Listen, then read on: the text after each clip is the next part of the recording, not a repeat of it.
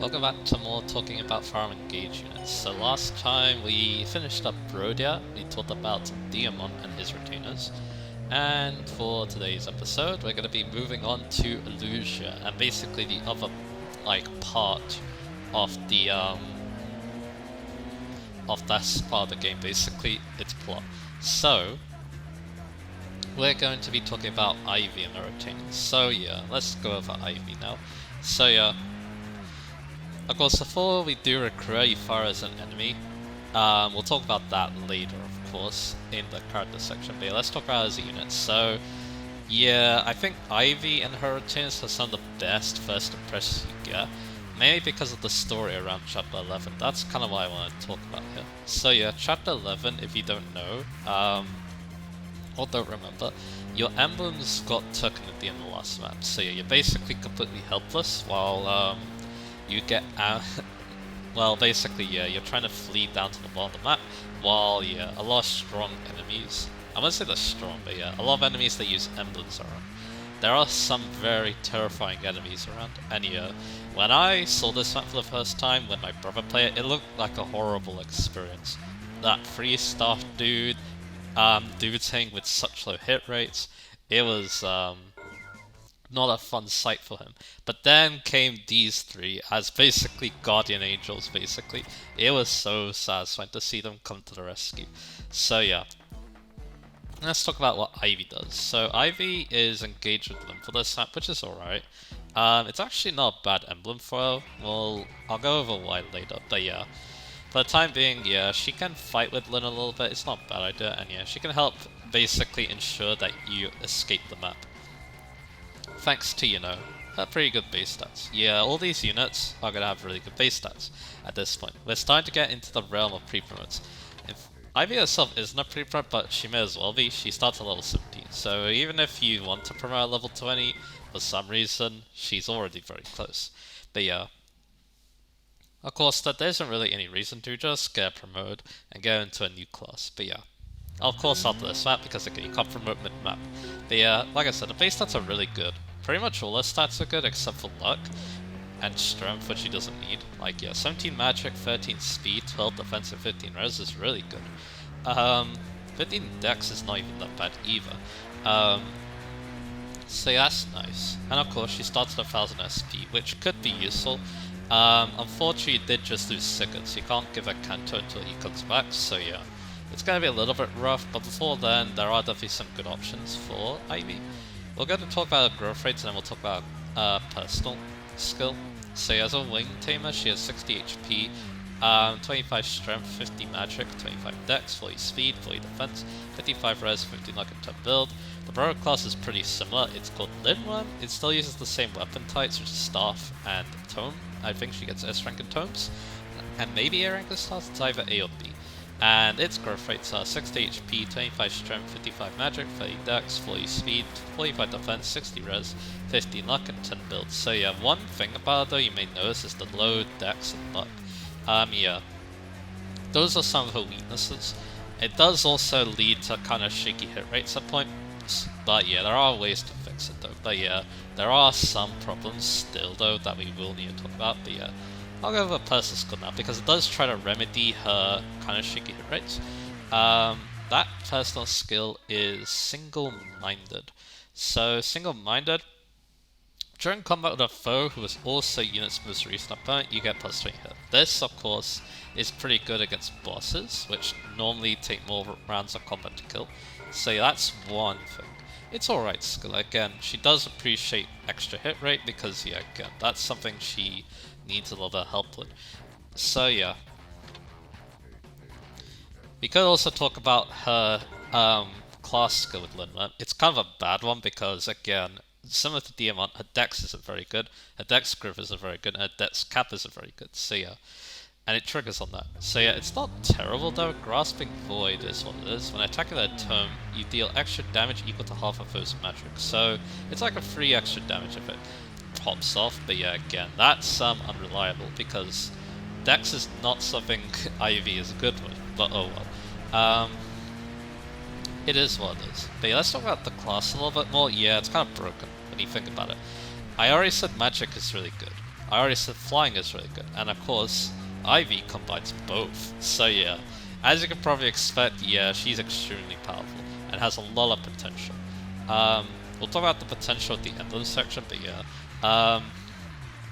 Yeah, if you build up Ivy and give her lots of stats, yeah, she's gonna be wrecking house with this class. Because again, magic and flying at the same time has historically been really good. And yeah, Ivy is no exception to that, at all. She has staff utility too, which can be fun as well when we talk about emblems she can use. So yeah, now yeah, Lyn, let's talk about the emblems now. So yeah, Lyn seems like a weird choice because Lyn is a physical based emblem. But of course, what Lyn is good with is boosting speed. So yeah, you can give her Lyn, and then yeah, the idea is boost the speed up by a lot, and also make use of Speed Taker. Now yeah, there are two ways you can make use of Speed Taker. One is well, equip Lyn, or the other one is buy the skill for 2000 SP. But yeah, if you don't like Speed Taker, you can always go with Speed plus skill. But yeah, I feel like Ivy has the potential to use it really, really well. So yeah, like I said, Speed Taker, yeah, it's a potential plus 10 speed. And on a unit like this, yeah, that's amazing. Absolutely amazing. So yeah, she becomes a one-rounding machine with this skill. So yeah, yeah, it's amazing what she can do with Speed Taker or Lyn. But yeah, of course, if you want to inherit Speed Taker and don't want to use Lyn, of course, other options that she can use are magical ones.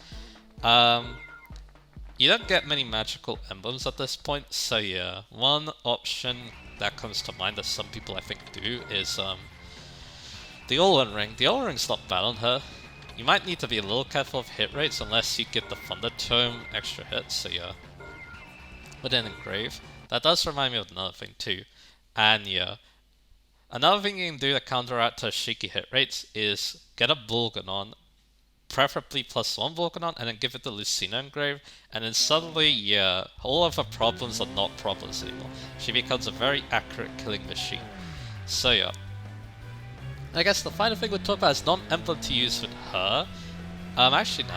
I'll talk about another one too. Another fun one is, before the DLC obviously. Another fun one is Celica, because Celica actually boosts the Warp range of Warp Ragnarok Scroll, and yeah, of course, Ivy does appreciate the extra magical damage. So yeah, that comes to mind. There's also Micaiah too, because if for some reason you really don't want to use Hortensia, which I guess I can't blame you if you don't like her character, then Ivy is a good replacement. Because she does have staff utility, and yeah, her class is well equipped for it, so yeah. So yeah, there's that. And yeah, then DLC things get really fun.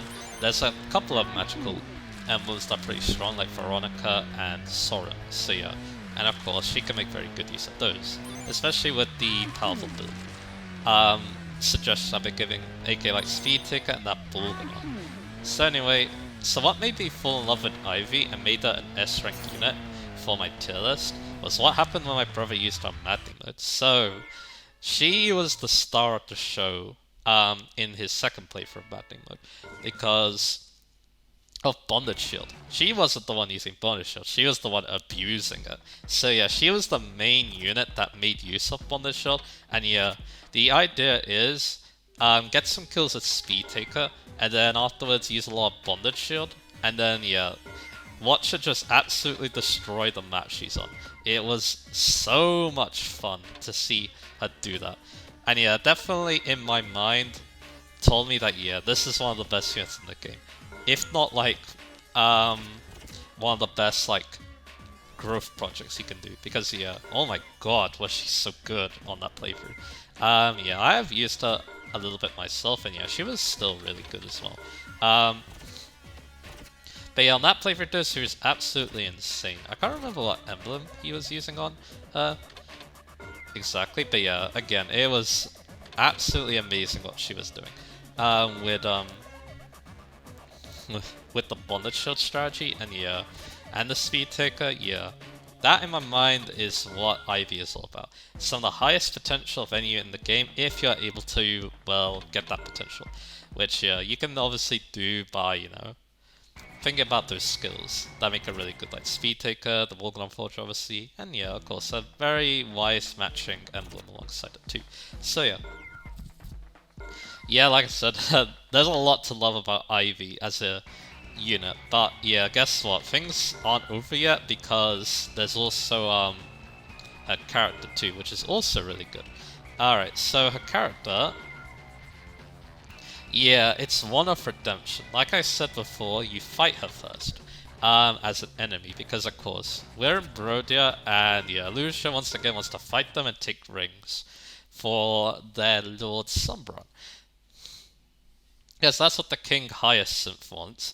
And yeah, of course, Ivy being Hyacinth's daughter has to obey. So yeah, that's why you fight it twice before chapter 10 and 11, when we actually do fight Hyacinth. The second encounter was pretty interesting though, because yeah, Ivy was not given a emblem ring that time, and yeah, she was basically put there to die by Hyacinth. So yeah, after the battle then, yeah, Ivy requests that Alear takes her life, and Alear can't, so yeah, because it's basically pointless. So yeah, she lets Ivy go. And then yeah, that paid off in chapter 11 obviously, where she comes to rescue, and yeah, she basically becomes this awesome guardian angel. And then after that, yeah, she becomes a nice bit of the plot.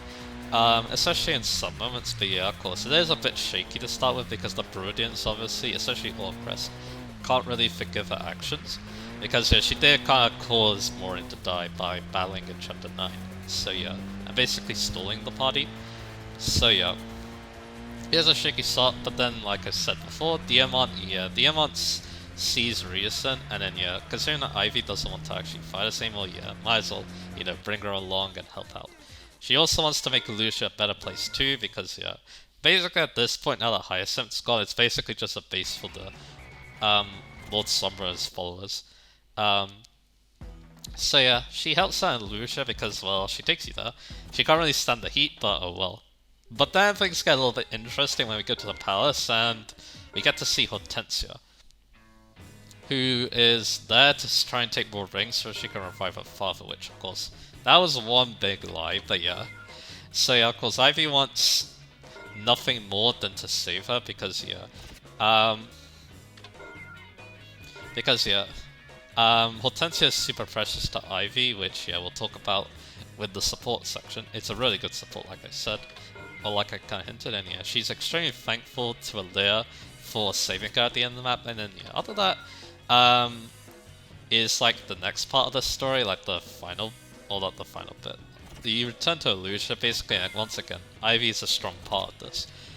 Basically thinking about what she can do to save her homeland and stuff, and yeah, it doesn't look good because yeah, pretty much the enemy has ravaged the place.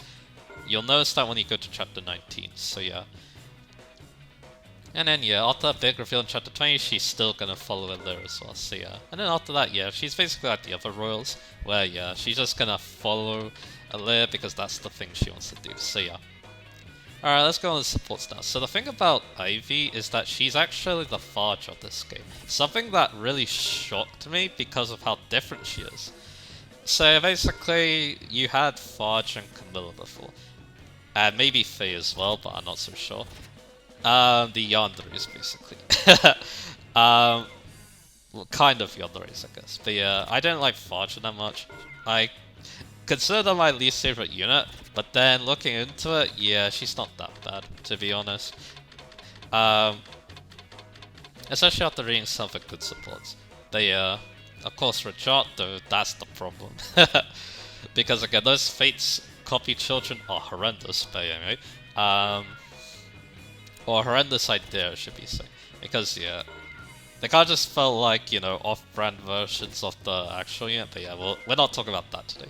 There's also Camilla too. Camilla is also like a really good unit, like Ivy, but yeah, again, her character is a little bit questionable, so yeah.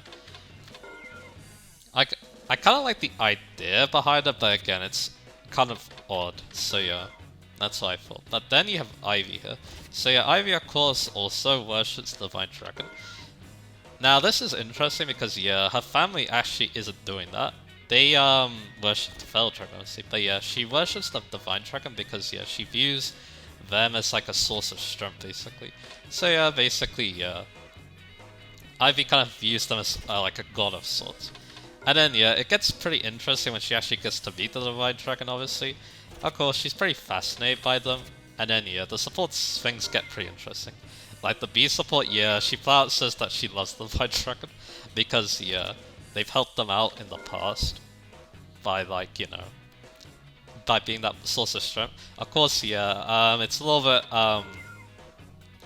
it is kind of weird to see, you know, a Lyran face as well because yeah, I guess it would be kind of weird when you saw the god you worship, and yeah, they just, you know, want to be treated like a normal person, but yeah, things do get alright. Yeah, they basically start talking more and start becoming more familiar, and yeah, they become better friends in that support. Other good supports too, yeah, Ivy has tons of good supports. Some of them show off her more less serious side, I guess you could say. She has a fear of ghosts, and yeah, some supports do kind of show that. Like the Panette support, where yeah, they go to a haunted place, and then it doesn't end well for Ivy. She runs off terrified because yeah, she doesn't like ghosts. And then yeah, there's the Tamara support too, where yeah, they're basically like hanging out and of course, once again, Tamara likes to make people sing badly, and yeah, there we go. Ivy also gets sings badly too with her. So yeah, there's that. And yeah, like I said, she is, that's mainly the goofy side to Ivy, I guess you could say. We'll go on to the more serious side, I guess, with some of her good support. So yeah, there's of course the Hortensia support, which I mentioned before, yeah. It basically is a way to show off their sibling relationship. The thing about Hortensia and Ivy, they're actually half siblings, but despite the fact that, yeah, I believe Ivy's, like, side of the family, they didn't like Hortensia at all, but Ivy still loves her sister as well. A half sister as an actual sister, so yeah. I thought that was really sweet too, and they also, like, bond together too. And talk about how they feel about each other as well. Like, yeah, Ivy says that I think Hortensia reminds her of Hortensia's mother too, which is kind of sweet too. Yeah, it's a very wholesome sibling relationship, and yeah, I really love it too. It's one reason why yeah, Hortensia started to grow on me a lot. So yeah, like I said, very nice relationship there. And then yeah, there are other supports too, where like Diamond Alfred's ones. She's out in the night because yeah, she's I guess a bit worried about stuff, and then yeah, in the Diamant support, yeah, she gets like worried that something's sneaking up her, like a ghost, but yeah, Diamant's there to help her out. She even like offers Ivy like a gem to help keep her safe as well. So yeah. And then the Alfred one, yeah, they kind of want to become friends and stuff. I'm also like relying on the Allcrest support too, where yeah, I think she like teases Allcrest a little bit because again, Allcrest again, he finds it kind of hard to trust Ivy still, but yeah. After some chatting though, they do like they do become closer, and yeah, I think there's some teasing that comes along the way. I heard that people do like Ivy and Allcrest together because they're teasing, but yeah. Again, that's up to you, what you think about that, so yeah. So yeah, I'm trying to think, is there any other important supports to talk about? Maybe not right now, but yeah. Like I said though, yeah, Ivy has a ton of great supports. Of course, there's the retainers too. I should have mentioned that. Yeah, it's a bit of a rocky relationship with them at the start. Basically, she just views them as fellow employees, basically. Not really like friends or anything like that. But yeah, over time though, she does get to interact with them more, and then yeah, sees them as more than that, which definitely helps her Kagetsu a lot, because Kagetsu wants a lot of friends, which yeah, we'll talk about that in a bit. One final thing we'll talk about too is how I feel about Ivy x Liz. So this is something I've seen a lot, especially in a lot of fan art. Yeah, a lot of people ship Ivy and Liz, and I do kind of agree with them, to be honest, because yeah, I did get to see it as support, and it's one of the best in the game. It's flat out romantic. That's a dang shot. And, of course, very heartwarming too. It is one of the romantic sports in the game, sports in that game. I think Goldberry has another one too. So yeah, I definitely quite like that about Ivy. So yeah, like overall, yeah, there's a lot to like with Ivy's character, I must say. And yeah, that's on top of her being an amazing unit too. So yeah, yeah, I could definitely gush on for her for quite a while, but I think we've done enough for today. So yeah, like I said, amazing unit. If you haven't used it yet, definitely give it a try. I haven't really talked about what you can reclass into. It's just like, yeah, her base class is really good. But if you want to try making use of other, like, if you want to take advantage of other, I guess type bonuses, for example, like, if you want to make use of the mystical one, of course, she can definitely do well as a sage as well. Maybe a mage knight too, but yeah. Most of the time though, you will probably be using a base class because, yeah, it's really good. So yeah. Yeah, I definitely quite like this unit, and yeah, like I said, her character is great too. I feel like I still have a little bit to learn about her as well, which is pretty interesting, so yeah. Again, Ivy is definitely a unit that I'm quite a big fan of. And yeah, she's definitely a unit I would like to learn more about too, so yeah. So that's enough about her. Let's move on to the next two units. These ones are also extremely good, so yeah, I can't wait to talk about them. Alright, let's talk about Zelkov next. So yeah, Zelkov is a big team player in this game because again, she joins at Ivy during Chapter 11, and she's also the one that steals back the Draconic Time Crystal, which my brother really needed when he played the map for the first time, let's just say. A lot of his resets were due to not having one, so not having it around, but yeah, Zelkov's there to get it back. And then yeah, once that happens, yeah, things get a lot more pleasant on the map. Saying Zelkov himself, let's talk about him. So, like his other two people he joins with, he has very nice base stats. Including a very good 15 strength and a very, very good 19 dex and 19 speed, but also a very solid 14 defense. So yeah. The thing about Zelkov is that he is like Yunaka, but with really good base stats. So, and of course, joins at a much higher level than her. So there's that. I basically like to view Zelkov as a as basically like you know, there's a lot of thieves in this series. Like, it happens a lot in GBA. There's like a thief that joins after the first one, and they generally have easier to use base stats, higher base stats obviously. So then that makes them easier to use, and then yeah, that makes them easier to use as a result, and yeah, I feel like Zelkov is kind of similar to that as well. You can also kind of see that with his growth rates too. He has 70 HP, 45 strength, 50 magic, 60 dex, 50 speed, 50 defense, 20 res, 40 luck, and 10 build. So yeah, just like his base stats suggest too, yeah, he focuses more on like strength and defense when compared to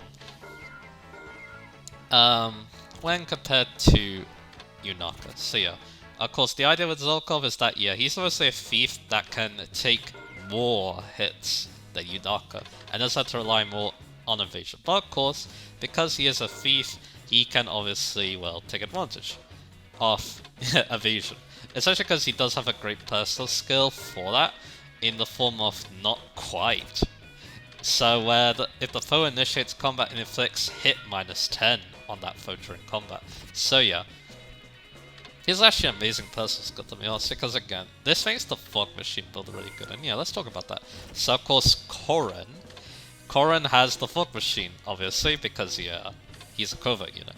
And yeah, not quite has very good synergy with that, because yeah, it is extremely hard to hit him, unless you're a mystical unit. So yeah. And yes, people like to complain that his res is bad, which, no. I mean, it's low, and mystical units will hurt him, but the thing is, he does have not quite on his side.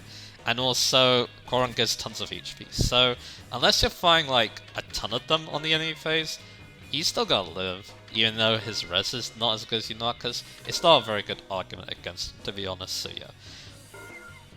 Of course, one advantage of Zelkov over Yunaka is that he has starts closer to level 21. He's level 17, so he only needs 4 levels to go before you can promote him or reclass him. Is more like, because again, Thief doesn't promote in this game. So yeah, of course, the thing about Yunaka reclassing her is, technically speaking, you can make her into an unpromoted class, then get her to level 10, then use a Master Seal into the class you want, but yeah, you're basically using up an extra Master Seal, which you might need those. So I wouldn't recommend doing that too much, especially because yeah, Yunaka is quite good in her base class.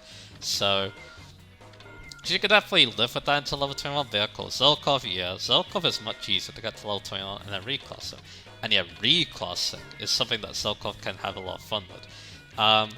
Because yeah, for some reason he has a really good build base. He has 9 base build. So yeah, this means that yeah, you can definitely make use of classes that have heavier weapons, like your axe classes and your lance based classes. Yeah, of course, some good classes that come to mind. Yeah, with his growth rate, you can make a lot of classes work, especially if they have a lot of strength on their side, like Warrior or Wyvern. So yeah. You could also try Wolf Knight too if you want to keep the dagger rank around. He does have the blue proficiency in daggers, so yeah. He can definitely try to make use of that too. But yeah, again, if you really want to recast him, I would highly suggest like Warrior and Wyvern, of course, because yeah, like I said, those I feel like take his potential quite good. And yeah, with those base stats, yeah, he's actually kind of comparable to Getsu in those classes, which yeah, that is pretty impressive. So yeah. So that's Zelkov as unit. He's very fun. In fact, he's my brother's favorite unit. It's mostly because of his character as well, but yeah, he's very fun as a unit too. You can do the Fog Machine build just as good as Yunaka, if not better in some regards, because of his good base stats. And of course, he does do more damage than Yunaka too, and can take better physical damage. So yeah, he's got a lot going for him as a unit, which is great. I do very much like Zelkov. So yeah, let's talk about his character now. So Zelkov, of course, one thing you'll notice about Zelkov, I guess, yeah, first off, his story reference. Yeah, again, he doesn't get too much, but yeah, like I said, what he does do is pretty cool. Again, he's one of Ivy's retainers, so he is alongside Ivy during the maps where he fires an enemy, obviously. He's also an enemy on that map. And yeah, like I said though, when Ivy decides to defect over to their side, yeah, he ends up stealing the Draconic Time Crystal. And also some of the Ember Rings too. He managed to take back both Lyn and Lucina, who happen to be 2 of the most overpowered Embers in the game, so yeah. Well, some of the most overpowered. There's still some other overpowered ones too, like Corrin, but yeah. So yeah, pretty good on him for doing that. So yeah.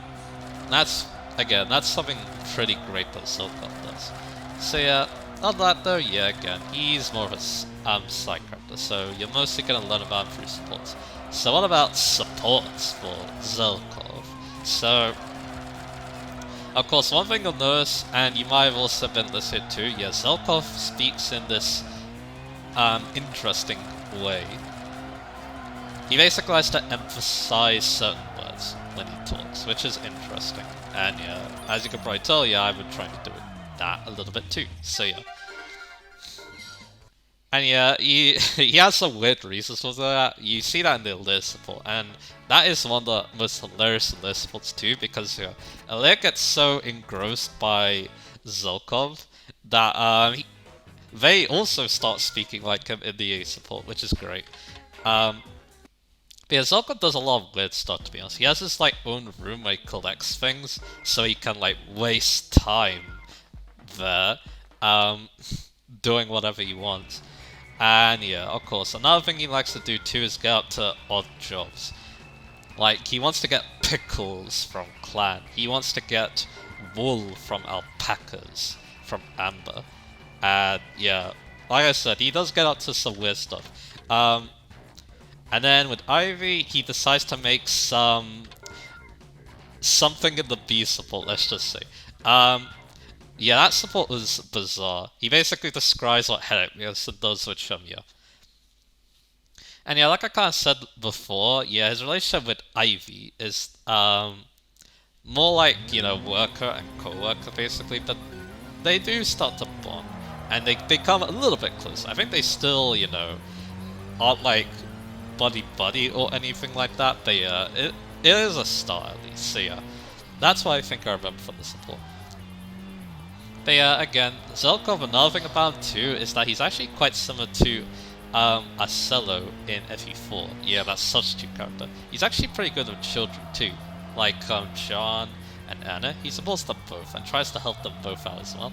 Like, yeah, with John, he suggests that John should write to his parents a lot, because again, it kind of relates to his backstory, which yeah, we can talk about a little bit.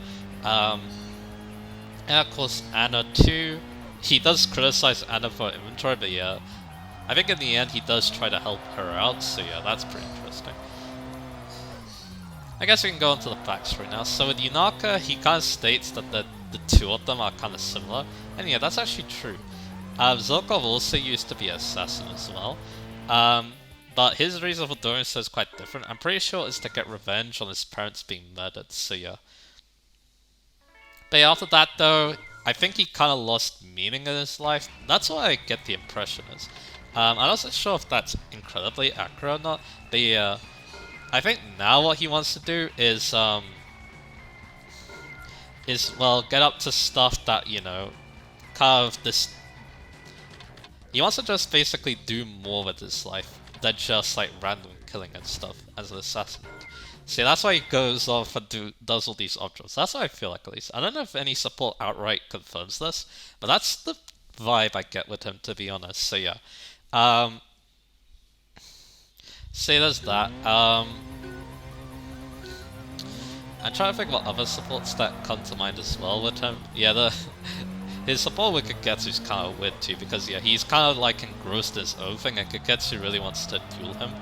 But yeah, in the end though, it actually ends in a very wholesome way. I'll talk about that when we talk about the Kagetsu support, because I feel like there it's a bit more relevant. And yeah, like I said, pretty much like every support that Zelkov participates in, it actually ends in pretty cool ways, not gonna lie. He's a very kind-hearted person, which is interesting considering, you know, one, he talks strangely, and two, he looks like a cold-hearted killer, but yeah.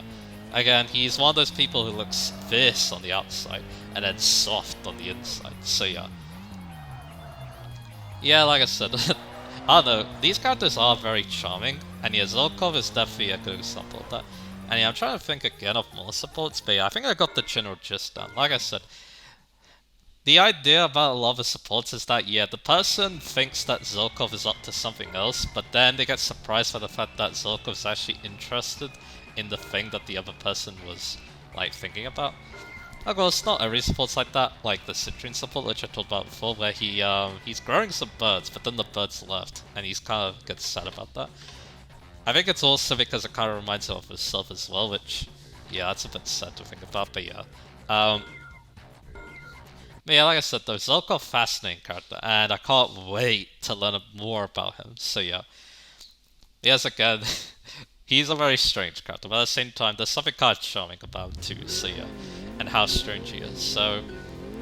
yeah, I'm quite a big fan of Zelkov, and yeah, like I said, he's my brother's favorite unit, so yeah. There's a lot of reasons why. Of course, he's a good unit. In his first playthrough, he used Zelkov with Lucina. And the reason for that is because chain attacks with the dagger can poison the enemy, which is really cool. And then later on, yeah, I would try the Fog Machine build, because again, I thought Zelkov was more interesting than Yunaka. I think I used Yunaka with the Fog Machine build in my first playthrough, but yeah, I think I ended up maybe liking Zelkov a little bit more with that build, because again, his bases are really good, so yeah. And yeah, you can't go wrong with good base in this game. Again, this is a game where like good base stats definitely go a long way, and yeah, Zelkov is definitely a good example of that. So yeah, again, I don't think I have much else to add with Zelkov. Again, fascinating character, and a pretty fascinating unit too. I didn't really talk about one other thing too, is because crit rate isn't as important for him when compared to Yunaka, you can obviously go more in on the Void based engraves, because again, you can try stacking up with his not quite, You might even be able to dodge enemies kind of reliably without the fog, which is interesting. I think that's what my brother was trying to do with Lucina, but yeah. It was a little bit difficult when the mystical units came around, but anyway.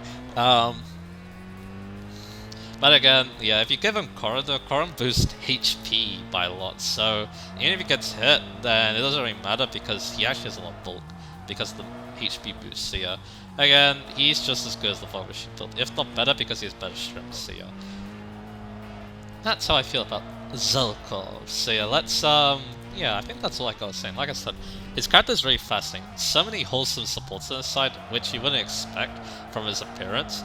Which, yeah, again, that's always nice to hear about. So yeah. So yeah, there's that. So yeah, let's move on to the next unit. And yeah, this is another very fun one to talk about. Our last unit today is going to be Kagetsu. So, Kagetsu is a Swordmaster, obviously. He joins at the same time as Ivy and Zelkov, and yeah, just like them, he fights alongside them before joining you. He is kind of threatening as a enemy though, because again, he is pretty strong, obviously. Yep, let's go over why Kagetsu is considered maybe the best unit in the game. And yeah, one look at his base stats will tell you everything. 35 HP, 17 strength, 5 magic, 22 dex, 22 speed, 14 defense, 10 res, 17 luck, 9 build. Yeah, this guy has base stats. They're extremely good. This guy can one round, double and one round a lot of enemies around where he joins. And yeah, he's gonna be mopping up enemies for a very long time. And guess what? He has also really good growth rates on his side. 70 HP, 40 strength, 15 magic, 65 dex, 70 speed, 40 defense, 40 res, 55 luck, and 10 build. Yep, this guy just doesn't slow down. His strength is a little bit low, but I blame the class. Which yeah, I guess we can get to in a bit. But yeah, he also has a pretty fun personal skill in Blinding Flash. If he initiates, he inflicts -10 of void on the foe during combat. Which again, that's amazing to be honest. That's basically hit plus 10 when he initiates. So, yeah, that's really incredible to be honest. A really nice personal skill. And yeah, I can definitely see Kagetsu as like a player phase unit at points, so yeah. So yeah, let's talk about another thing too. So, if you're wondering what his turn level is, apparently it's around level 15. So, actually the same as Vanda, which is interesting. So yeah. And then, yeah, from what I can tell too, it's not too bad at this point, because again, your other units are probably going to be at a similar eternal level at this point if you put them at level 10, so yeah. And it's not too bad. So yeah, let's talk about the thing that holds back against you. It's his class. Yeah, Swordmaster's not that great in Farming Cage. It does get S rank and Sword, which is cool, but its class skill is only okay. Run through isn't bad because it sets up chain attacks quite nicely.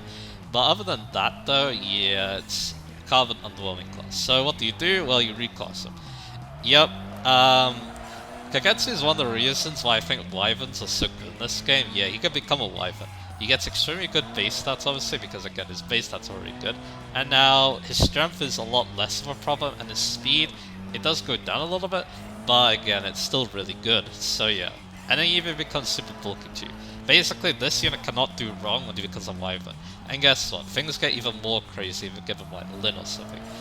Yep, with Lyn he becomes Death, Destroyer of Worlds. When he's crushing enemies with the Wyvern obviously. Yeah, if you want to basically easily beat that game, just do that.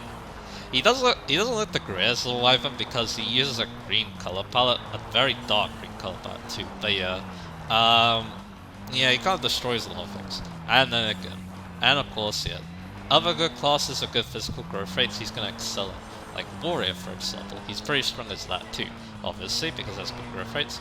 There was also another thing that my brother did with Kagetsu. Mage Cannoneer, yeah, that's a DLC class, but Kagetsu's actually not too bad at using it, because he has a really good dex stat. Panette is also pretty good at the class too, and apparently also Boostrap, because the thing about that class is that it does its damage calculation kind of weirdly. You need good strength, dex, and build, I'm pretty sure. So that's why all those 3 units are considered, because they all have pretty decent strength, dex, and build, obviously. So yeah. And yeah, that was a pretty fun build too. Yeah, it kind of highlighted how kind of busted the Mage Kenya class can be. But yeah, of course the part of that is because again, Kagetsu is really nice base stats. And yeah, this unit can't really go wrong unless you will keep him as base class. Which you can definitely do that. Of course, I prefer did that in his first playthrough. He paired Kagetsu with Ike for that playthrough, which worked out pretty good to be honest, because again, Kagetsu does have pretty good speed. And of course, the sword access is pretty good with Ike as well, so yeah, he made pretty good use of that. And I'm pretty sure he did do the Lin plus Wyvern combo, and yeah, as you can probably tell, yeah, he completely destroyed the game, and yeah.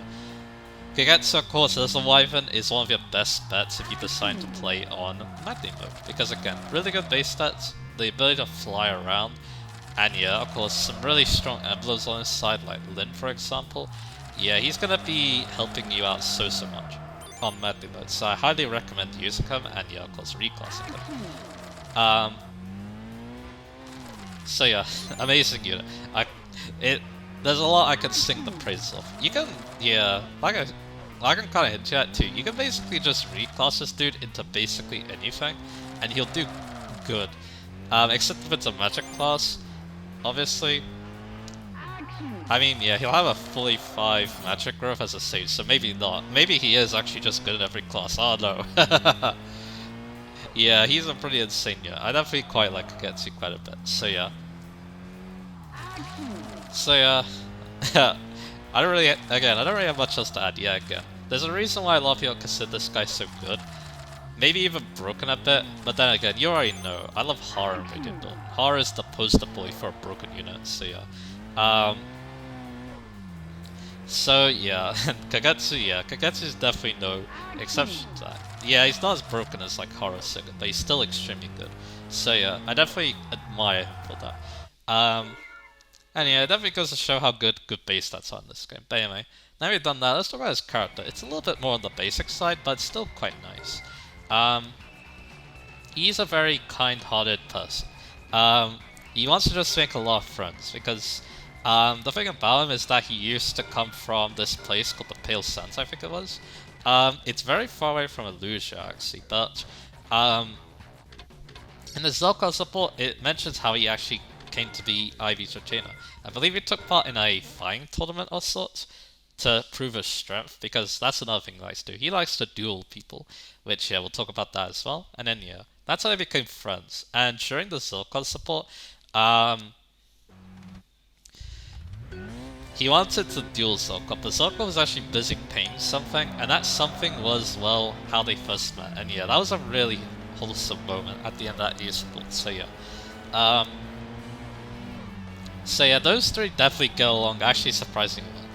So for the Ivy support, he basically wants to become close to Ivy because, yeah, again, he doesn't like the distance the two of them are putting together. So yeah, they have some chats, and then by the end, yeah, they do get a little bit closer, which again, makes Kagetsu very happy, because again, he wants to have a lot of friends. On the dueling side, there's two people he wants to duel. He tries to duel Diamond, but he wants a fair fight with Diamond. He actually refuses to fight Diamond after Diamond decided to run up some mountains for training. Because he didn't want to fight Diamond where he seemed exhausted. So then, yeah, Diamond's like, alright, and then they duel another time. Then another support too. This one takes some weird turns. It's the Merit support. He drops his Onigiri, unfortunately, and then he's having trouble with food, so then Marin decides to come in and help him out. But then he decides he wants to try and challenge Tamara to a duel. But then Mara refuses because she's worried about her liege's safety, so she decides to duel Kagetsu instead, and she actually ends up being the one winning. So yeah, again, that's a pretty interesting one. There's the Boucheron support, which he wants to quiz Boucheron for some reason by the end of it. If you don't know what that means, he wants to kiss him. Yeah, you gotta have fun with that. So yeah, that's all the supports that come to mind with him. And then of course the other support. Um, Actually no, there's another support that comes to mind too, Seedle. And this one kind of reveals something kind of strange about him. He has this strange technique where he can predict useless things very close to the future. Like what food you're gonna eat or something like that. And yeah, it kind of sort of impresses Seedle too. I think it's even mentioned in the Ivy support too, but yeah. Again, it's like one of those weird quirks that, to be honest though, it doesn't come up that much. At all. I feel like, yeah, the main focus about Kagetsu's character in his supports are, his, like, friendship and stuff. As again, he wants to make a lot of friends. And I think, yeah, another, like, example of that is his support with, Alear, the S support, actually.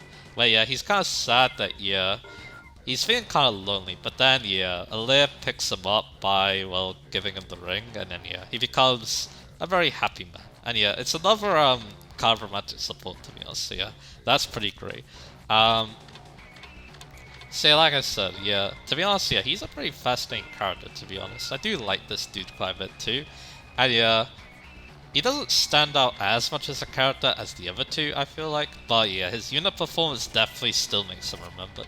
So yeah, I definitely quite like this dude. I've actually used him myself, but yeah, part of that is because, yeah, I've seen how destructive he is, so I already have a good idea of how he's going to turn out. And yeah, like I said, he can basically make any class work because of how good his base stats are. So yeah, we can have a lot of fun with that, obviously. I was thinking maybe making him a sniper in one playthrough, so yeah, maybe I'll consider that. As again, this guy, yeah, he makes any class work because he's that good. And of course, yeah, because of that too, you can basically give him whatever emblem he needs. So yeah. Yeah, like I said, yeah, this unit is very, very nice. Because again, you can't go wrong with extremely high base stats. And yeah, this is going to be a common trend, like, moving on. Because we're going to be talking about another unit next time who has really good base stats. So yeah. So yeah, Ivy's group, I'm pretty sure that, yeah, considering how much my brother loves Kagetsu and Zelkov, and yeah, he also quite likes Ivy too, I like Ivy a lot, yeah, this is a group that we both agree is really good. I think it might be his favorite group. So yeah, I definitely quite like Ivy a lot. And her group, so yeah, it was definitely a lot of fun to talk about them this time and have a lot of fun doing it too. So yeah. Next time we're not going to talk about Hortensia though, because Hortensia joins later during the Soul arc. So instead we're going to be talking about Fagato's group. A very interesting one. I don't know much about Fagato, so I'm going to probably read up on him before then, so I have a better idea what to talk about with him. Because yeah, I feel like he's one of those characters that I really should know more about, because yeah, he's again, kind of an important character, so yeah. The other two though, I'm pretty familiar with, so yeah. Look forward to that, and I'll see you guys again for that.